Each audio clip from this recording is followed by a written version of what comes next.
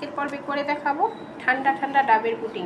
আর এই ডাবের পুডিংটা বানিয়ে ফ্রিজে রেখে ঠান্ডা ঠান্ডা করে খাবেন, দেখবেন ইফতারিতে কলিজাটা ঠান্ডা হয়ে যাবে। ডাবের পুডিং বানাবো। এখানে একটা ডাব নিয়েছি, ডাবের পানিটাকে একটু ছেঁকে নিয়েছি। দিয়ে দিব 1 টেবিল চামচ চিনি, আর দিয়ে দিব এই যে আগার আগার পাউডার দিয়ে দিব 1 টেবিল চামচ দিয়ে আগার পাউডারটা ভালো করে মিশিয়ে চুলায় জাল করে নেব। ডাবের পুডিং বানাবো। এখানে একটা ডাব নিয়েছি, ডাবের পানিটাকে একটু ছেঁকে নিয়েছি।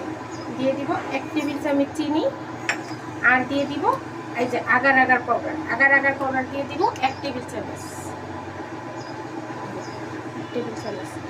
দিয়ে আগার পাউডারটা ভালো করে মিশিয়ে চুলায় জাল করে নেব। এরকম একটা প্লাস্টিকের বক্স নিয়েছি, এখন বক্সের ভিতরে ঢেলে দেব।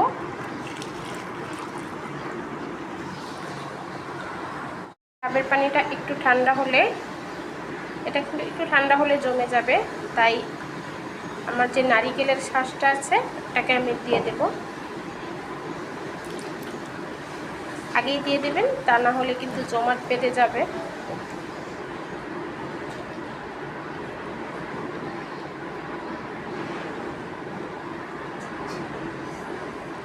দিয়ে একটু নেড়ে চেড়ে সমান করে দেব। এখন এটা ঠান্ডা হলে নর্মাল ফ্রিজে রেখে দেব, আর ঠান্ডা ঠান্ডা পরিবেশন করব। পুডিংটা জমে গেছে আর ঠান্ডাও হয়ে গেছে। এখন এটাকে আমি প্লেটে ঢেলে নেব। এই যে পুডিংটা আমি প্লেটে ঢেলে নিয়েছি, দেখুন কতটা লোভনীয় হয়েছে। এখন এটাকে স্লাইস করে কেটে নিলেই কিন্তু খুব মজাদার একটা ডাবের পুডিং রেডি হয়ে যাবে। দেখুন, আর একটু শক্ত নারিকেল দেখে যদি পুডিংটা বানানো যায় তাহলে খেতে কিন্তু ভালো লাগে। এই যে দেখুন আমি স্লাইস করে নিয়েছি। আশা করি দেখেই বুঝতে পারছেন।